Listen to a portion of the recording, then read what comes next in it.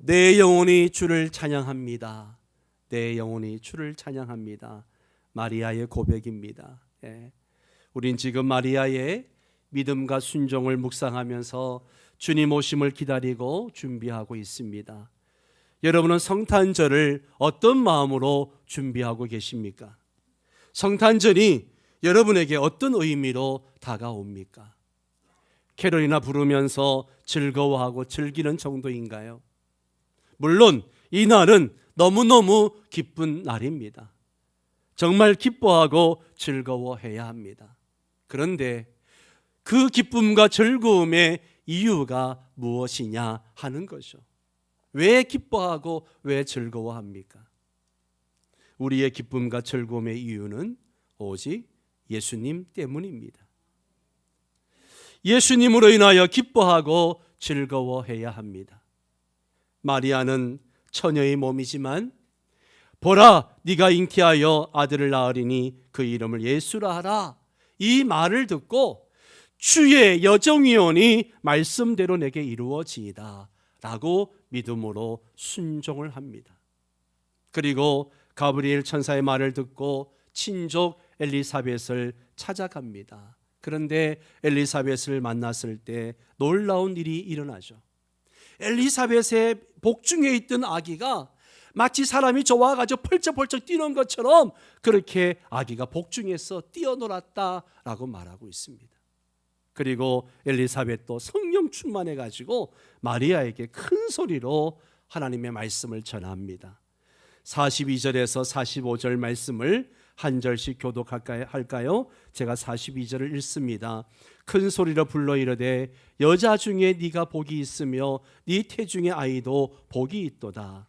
내 주의 어머니가 내게 나아오니 이 어찌 된 일인가? 보라, 네 문안하는 소리가 내 귀에 들릴 때에 아이가 내 복중에서 기쁨으로 뛰놀았도다. 주께서 하신 말씀이 반드시 이루어지라고 믿은 그 여자에게 복이 있도다. 아멘, 아멘. 엘리사벳은 이러한 사실을 경험이나 직감으로 알게 된 게 아니죠. 성령님께서 엘리사벳에게 그 말씀을 깨닫게 해주시고 마리아에게 그 말씀을 전하게 하신 겁니다. 이 말을 들은 마리아는 이미 가브리엘 천사를 통해서 예언된 말씀을 엘리사벳을 통해서 반복해서 듣게 된 거죠. 다시 한번 확정해 주시는 겁니다. 이러한 엘리사벳의 노래에 대한 화답으로 마리아가 찬양을 하는데 그것이 오늘 우리가 읽은 본문 내용입니다. 마리아의 찬가는 크게 두 부분으로 나누어 이해할 수 있습니다. 앞부분 이 46절에서 50절까지는 마리아의 개인적인 신앙 고백입니다. 그리고 뒷부분 51절에서 56절까지는 하나님의 메시아를 통해 가져오실 하나님의 나라의 모습을 노래하고 있는 것이죠. 오늘은 마리아의 개인적 신앙 고백에 대해서 한번 살펴보려고 합니다. 마리아는 먼저 하나님이 자신을 택하셔서 위대한 사명을 주신 것에 대하여 지금 찬양하고 기뻐하는 모습을 봅니다. 여러분 46절 47절을 같이 읽습니다. 마리아가 이르되 내 영혼이 주를 찬양하며 내 마음이 하나님 내 구주를 기뻐하였음은, 마리아가 내 영혼이 하나님을 찬양하고 내 마음이 주를 기뻐합니다. 그렇게 말하고 있습니다. 그의 마음속 깊은 곳에서부터 끓어오르는 감격을 이렇게 표현하고 있는 것이죠. 마리아가 가브리엘 천사로부터 그리고 성령 충만한 엘리사벳으로부터 들은 이야기가 무엇입니까? 네가 잉태하여 아들을 낳을 것인데 그 이름을 예수라 하라. 여러분, 이 소식은 마리아에게 기쁜 소식이 아니라 정말 큰일 날 소식입니다. 어떤 후환이 닥칠지 모를, 아니 능히 짐작하고도 남을 두렵고 무서운 소식이죠.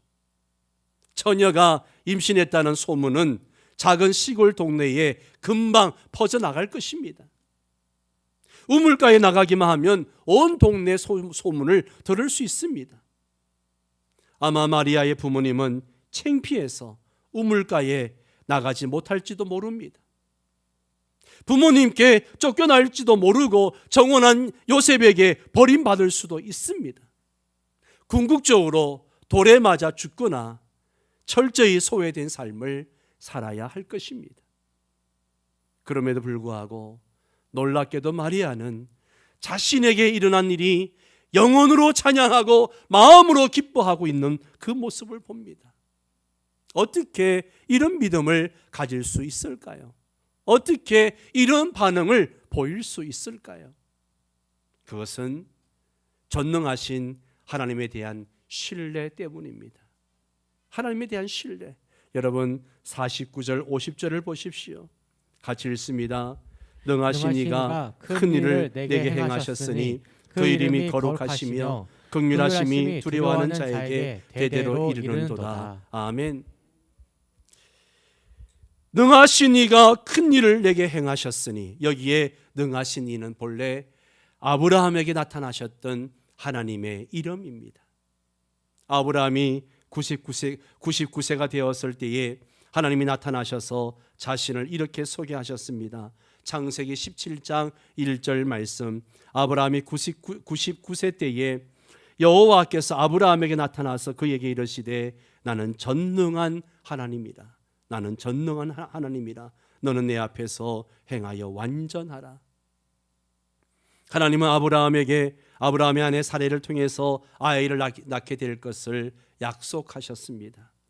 장막 뒤에서 이 말씀을 들은 사라가 속으로 웃으면서 내가 늙었거늘 어떻게 아들을 낳으리요? 그렇게 말하자 하나님께서 창세기 18장 14절에 여호와께서 능하지 못한 일이 있겠느냐? 여호와께서 능하지 못하신 일이 있겠느냐 하시면서 기한이 이를 때에 사라가 아들을 낳을 것을 확정해 주셨습니다.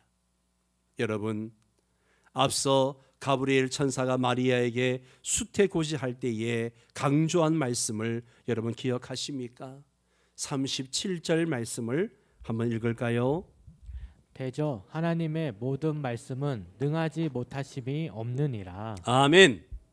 대저 하나님의 모든 말씀은 능하지 못하심이 없느니라. 하나님은 불가능을 가능하게 하시는 전능하신 하나님이십니다. 99세가 된 할아버지 아브라함이 89세의 아내 사레를 통해 아이를 갖게 하신 분도 하나님이십니다. 늙은 사가랴와 엘리사벳에게 요한이라는 생명을 허락하신 분도 하나님이십니다. 이 믿음이 지금 마리아에게 있었습니다. 마리아는 그 능력의 하나님께서 큰 일을 내게 행하셨다라고 고백하고 있습니다. 그 큰 일이 무엇입니까? 남자를 알지 못하는 몸으로서 하나님의 아들 구세주를 잉태하게 된 것입니다. 마리아는 자신의 몸에 일어난 큰 일이 전능하신 하나님의 능력으로 말미암은 것임을 확신하고 있는 것이죠. 이 믿음을 가지고 있던 마리아는 하나님의 성품에 대해서 두 가지를 말씀하고 있습니다. 49절 50절을 다시 한번 보면 능하신 이가 큰 일을 내게 행하셨으니 그 이름이 거룩하시며 긍휼하심이 두려워하는 자에게 대대로 이르는도다. 첫째는 그녀에게 있어서 하나님은 거룩하신 분이라는 고백입니다. 하나님은 거룩하시다. 이 거룩하다 히라보 하기오스는 구별되다 혹은 완전히 다르게 성별되다 이런 뜻입니다. 이것은 오직 하나님에게만 붙일 수 있는 이름입니다. 왜냐하면 하나님과 같은 분은 이 세상에 없기 때문입니다. 하나님과 비교할 수 있는 신은 이 세상에 아무도 없습니다. 그 어떤 흠도 찾을 수 없는 완전하신 분이십니다. 그래서 하나님은 거룩하신 분이십니다. 지금 우리 예배를 받으시는 분은 거룩하신 하나님이십니다. 세상 그 무엇과도 비교할 수 없는 거룩하신 분이십니다. 그 하나님이 지금 우리와 함께 하십니다. 두 번째는 긍휼하심이 두려워하는 자에게 대대로 이르게 하시는 분이라는 겁니다. 거룩이 구별됨과 감히 근접할 수 없는 거리를 의미한다면 긍휼하심은 그 반대로 아주 밀접한 관계를 의미합니다. 이 긍휼하심, 이 긍휼하심의 히브리어 헤세드인데요. 헤세드는 포기하지 않는 사랑을 의미합니다. 포기하지 않는 사랑. 하나님께서 일방적으로 선택하셔서 복을 약속하며 그 약속을 끝까지 지키시며 사랑하시는 그런 사랑을 가르치는 거죠. 하나님께서 아브라함을 선택하신 것도 헤세드요. 이스라엘 민족을 택하신 것도 헤세드요. 지금 마리아를 선택하신 것도 바로 그 헤세드입니다. 그 은혜가 두려워하는, 곧 하나님을 경외하는 모든 사람에게 이르게 하시는 분이십니다. 사랑하는 성도 여러분, 오늘 우리가 경험하는 하나님은 어떤 분이십니까? 우리 하나님은 전능하신 분이십니다. 전능하신 하나님이심을 믿으시기를 바랍니다. 뿐만 아니라 우리 하나님은 거룩하신 분이십니다. 그 하나님을 경외하시기를 바랍니다. 그러나 거룩하신 분이라 할지라도 우리와 멀리 계셔서 방관하시는 것이 아니라 늘 우리 곁에서 헤세드, 포기하지 않는 사랑을 베풀어 주시는 그런 분이심을 믿으시기 바랍니다. 헤세드, 포기하지 않는 하나님의 사랑이 있기에 오늘 저와 여러분이 이 자리에 있는 줄 믿습니다. 마리아가 자신에게 일어난 일에 대하여 내 영혼이 주를 찬양하고 마음으로 기뻐합니다. 그렇게 기뻐할 수 있었던 또 다른 이유가 48절에 나오는데요. 한번 48절을 같이 읽을까요? 그의 여종의 비천함을 돌보셨습니다. 보라, 이제부로는 만세의 나를 복이 있다 일컬으리로다. 아멘, 아멘. 그의 여종의 비천함을 돌보셨습니다. 마리아의 자기 인식이죠. 내가 누구인가 아는 거죠. 예, 여러분, 비천함이 뭐예요? 변변찮은 무명의 존재라는 거죠. 정말로 이 마리아는 나셋이라고 하는 그 촌동네에 사는 그런 아가씨였습니다. 누구도 주목하지 않는 그런 삶을 살고 있었습니다. 지금까지 어떤 사람도 자신을 주목하지 않았는데 하나님이 그녀를 주목하여 보시고 선택하신 겁니다. 그 많은 사람들 중에 자신을 주목하시고 당신의 뜻을 이루시는 통로로 자신을 사용하신다고 하니 그 얼마나 감격스럽고 또 감격스럽겠습니까? 사랑하는 성도 여러분, 하나님이 저와 여러분을 그렇게 주목하시고 선택하신 줄 믿습니다. 정말 수많은 사람들 가운데 나를 하나님이 주목하시고 선택하셨습니다. 내가 너를 지명하여 불러나니 너는 내 것이라. 주님이 마리아를 선택하신 것처럼 저와 여러분을 선택하셔서 오늘 이 자리에서 하나님을 예배하고 있는 것이죠. 사랑하는 성도 여러분, 은혜 받은 사람의 특징이 있습니다. 먼저 자신의 부족함을 인식한다는 거죠. 겸손합니다. 이스라엘의 첫 번째 왕 사울이 이스라엘 왕으로 기름 부음 받았을 때에 그가 얼마나 겸손했습니까? 얼마나 겸손했어요. 그는 베냐민 지파 사람이라 그러면서 나는 베냐민 지파 중에서 가장 약한 사람이기 때문에 나는 왕이 될 자격이 없다라고 이야기합니다. 이 사울이 베냐민 지파는 말하는 이유가 뭐예요? 베냐민 지파가 어떤 지파입니까? 한 레인의 첩을 윤관하고 살해한 기부와 불량배들을 보호하려다가 다른 이스라엘 지파들과 전쟁 끝에 몰락한 지파가 베냐민 지파예요. 전부 다 몰락했습니다. 그리고 600명만 살아남았어요. 군인 600명만 살아남았습니다. 예. 훗날 길라 야베스 여인들을 납치해서 결혼하고 이제 그 명맥만 간신히 유지하고 있었습니다. 사울의 아버지 기스 역시 그러한 와중에 살아남은 가문 중에 한 사람이었을 것입니다. 그런데 그러한 지파에서 이스라엘을 다스리는 왕이 나온다는 것은 상상할 수도 없는 것이죠. 그런데 하나님은 사무엘 선지자를 통해서 사울을 선택하시고 그를 왕으로 세우려고 제비를 뽑았는데 사울이 보이지 않는 거예요. 어디 있어요? 진보다리 뒤에 숨어 있는 거예요. 왕이 안 되겠다고 숨어 있는 겁니다. 저는 사울의 이러한 태도가 하나님이 그를 선택한 이유라고 생각합니다. 지극히 정상적인 태도이죠. 이스라엘의 성지 베들레헴에 가면요, 예수님의 탄생을 기념해서 세운 교회가 있는데 바로 예수 탄생 교회입니다. 예. 성지 순례 가자는 성도들이 여러분 계셔서 이제 성지 순례를 내년에 한번 가보려고 지금 파악을 하고 있는데 연초에 한 번 더 파악하려고 합니다. 그럴 때 성지 순례 꼭 보실 분들은 신청해 주시기 바랍니다. 저 교회가 예수 탄생 교회예요. 교회도 크고 그리고 교회 저 광장도 굉장히 넓습니다. 그런데 그 다음 사진을 보세요. 예. 사진을 좀 크게 띄워줘요. 왜 이렇게? 예.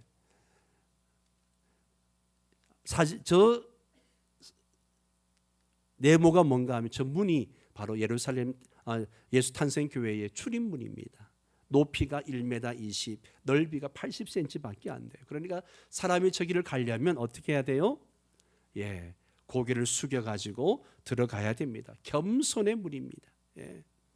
아무리 인간적으로 대단한 사람이라도 교회당 안에 들어오려면 꼼짝없이 겸손히 고개를 숙이고 들어와야 합니다. 마리아의 자기 인식은 하나님의 은혜를 더욱 크게 경험하는 기초가 되었습니다. 자신과 같은 비천한 사람을 통해 하나님의 크신 역사를 이루어 가신다니 그저 기쁘고 감격할 따름이었습니다. 사랑하는 성도 여러분, 교만한 자는 하나님의 은혜를 경험하기 어렵습니다.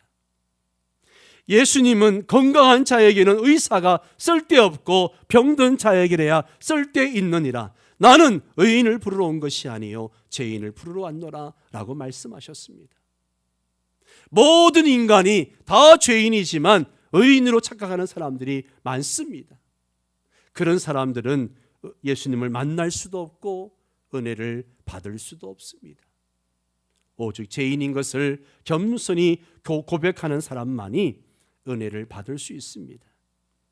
마치 병든 사람이 자기가 건강한 줄로 착각하면 의사가 필요 없는 것처럼 같은 이치이죠. 사도 바울도 자신에게 임한 은혜가 얼마나 큰지를 알고 있었습니다. 그래서 그는 고백하기를 죄인 중에 내가 괴순이라. 하나님께 은혜를 입은 사람들은요, 공통점이 늘 자기 인식이 분명했다는 거예요.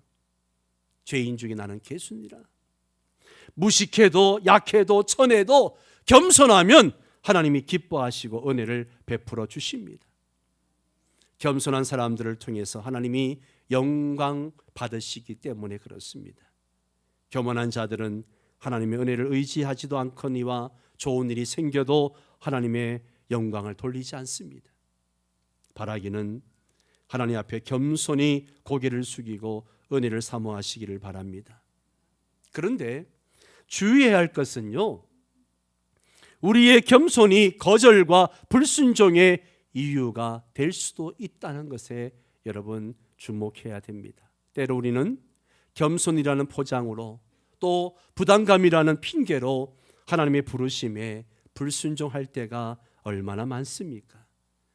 나는 부족해요. 나는 자격이 없어요. 하는 것까지는 좋은데요. 그 다음 나는 못합니다 하면서 하나님의 부르심을 거절한다는 거죠. 다음 주에 재직 임명이 있습니다. 재직 임명을 하면 믿음으로 순종하시기를 바랍니다. 믿음으로 순종하시기를 바랍니다. 나는 부족해요, 나는 못해요 하면서 거절하지 마십시오. 그것은 겸손을 가장한 불순종입니다. 믿음의 사람은 그렇게 하지 않습니다. 나는 부족하고 자격이 없습니다. 그렇지만 하나님께서 말씀하시니 그 말씀에 순종하겠습니다. 아멘. 마리아가 지금 그랬잖아요. 마리아가 그랬습니다. 이게 바로 제대로 된 믿음의 반응인 거죠. 왜 사람들은 하나님의 부르심을 거절할까요? 그것은 겸손해서가 아니라 한마디로 계산이 너무 많아요. 계산이 너무 많아요. 예. 무거운 짐을 지는 것이 싫고요. 어려운 일을 해야 하는 것이 부담스럽고요. 또 봉사를 하게 되면 일상적인 편안한 삶을 포기해야 하는 것이 귀찮기 때문에 그렇습니다. 성가대를 하면 연습도 해야 되지. 그냥 내 자유 시간을 뺏기는 것 같고, 교사를 하라 그러면 교사하면 역시 부담이 되어 가지고 시간을 내야 되고 물질도 드려야 되고 뭐도 드려야 되고 그냥 부담이 되는 거죠. 예. 그래서 사람들이 쉽게 거절하는 것을 봅니다. 그런데 여러분, 우리가 모르는 게 있습니다. 그것은 하나님의 부르심을 거절할 때 또한 나에게 주어진 축복의 기회를 발로 걷어찬다는 사실을 기억해야 됩니다. 마리아는 그것이 자기에게 주어진 가장 놀라운 축복의 기회라는 것을 알았습니다. 그래서 이렇게 노래합니다. 48절 말씀 같이 읽습니다. 그의 여종의 비천함을 돌보셨음이라. 보라, 이제 후로는 만세의 날을 보기에 있다 일컬으리로다. 아멘, 아멘. 여러분, 여기서 주목해야 할 단어가 있습니다. 그의 여종의 비천함을 돌보셨습니다. 보라, 뭐라 그래요? 이제 후로는, 이제 후로는, 예, 이제 후로는, 이게 중요합니다. 여러분, 이전에는 비천한 존재였습니다. 예, 아무도 주목하지 않는 그런 인생이었습니다. 그러나 이제 후로는 뭐라 그래요? 나를 복이 있다. 예, 나를 복이 있다 일컬습니다. 예, 복을 받는 영광스러운 존재가 될 것이라는 거예요. 실제로 마리아는 오고 오는 세대의 모든 사람들에게 가장 복 있는 이름이 되었습니다. 지극히 평범했던 이름 마리아가 예수 그리스도의 어머니 마리아로 불리게 된 것입니다. 물론 가톨릭에서처럼 지나치게 신격화해서는 안 될 것입니다. 사랑하는 성도 여러분, 예수 그리스도를 만나기 전과 만난 후의 삶은 180도 달라져야 됩니다. 예수님이 야고보와 요한을 부르시는 장면이 나옵니다. 누가복음 5장 10절과 11절에 보면 세베대의 아들로서 시몬의 동업자인 야고보와 요한도 놀랐습니다. 예수께서 시몬에게 이르시되 무서워 말라. 이제 후로는 네가 뭐하리라? 사람을 취하리라 하시니 그들이 베드로를 육지에 대고 모든 것을 버려두고 예수를 따르니라. 고기 잡는 어부가 사람을 낚는 어부가 될 것이라고 말씀하고 계십니다. 오늘 우리가 예수 안에서 일어나는 변화는 놀랍기만 합니다. 전에 죽을 수밖에 없는, 정말 진노의 자리에 있을 수밖에 없는 죄의 종이었으나 이제 후로는 하나님의 아들로서 신분이 변화되었습니다. 전에는 비천한 존재였으나 이제 후로는 천국 시민권을 가진 영광스러운 상속자가 되었습니다. 또 주의 일을 감당하는 사명자들에게도 마찬가지입니다. 사도 바울의 고백을 들어보시기 바랍니다. 나는 선한 싸움을 싸우고 나의 달려갈 길을 마치고 믿음을 지켰으니 이제 후로는 나를 위하여 의의 면류관이 예비되었으므로 주 곧 의로우신 재판장이 그날에 내게 주실 것이며 내게만 아니라 주의 나타나심을 사모하는 모든 자에게 도니라. 아멘. 여러분, 선한 싸움을 싸우고 잘 달려오셨습니까? 그렇다면 여러분에게 주님이 주시는 의의 면류관이 있을 것입니다. 사랑하는 성도 여러분, 저는 한 가지 확신을 가지고 있습니다. 하나님의 말씀대로 순종하는 사람에게 반드시 하나님이 예비하신 복이 있다는 것입니다. 마지막이 좋습니다. 믿음을 지키고 끝까지 달린 사람에게 복이 있습니다. 히브리서 11장 6절 말씀을 같이 읽습니다. 믿음이 없이는 하나님을 기쁘시게 하지 못하나니 하나님께 나아가는 자는 반드시 그가 계신 것과 또한 그가 자기를 찾는 자들에게 상 주시는 이심을 믿어야 할지니라. 아멘, 아멘. 이 말씀은 믿음으로 순종하는 모든 사람에게 주시는 위로의 말씀입니다. 믿음으로 순종하고 나아가는 자에게는 반드시 하나님의 상을 주신다는 거죠. 순종의 과정은 힘이 듭니다. 힘이 들어요. 후환이 걱정이 되기도 합니다. 계산해 보니 손해 날 것 같기도 합니다. 그러나 하나님께 부름받고 쓰임 받는 것은 축복의 기회임을 잊지 마시기를 바랍니다. 그 결과는 너무너무 달콤합니다. 보라, 이제 후노는 만세에 나를 복이 있다 일컬이로다. 이 마리아의 믿음과 순종, 이 고백이 오늘 저와 여러분의 고백이 되시고 그 믿음과 순종으로 나아가는 성도 여러분 되시기를 주의 이름으로 축원합니다.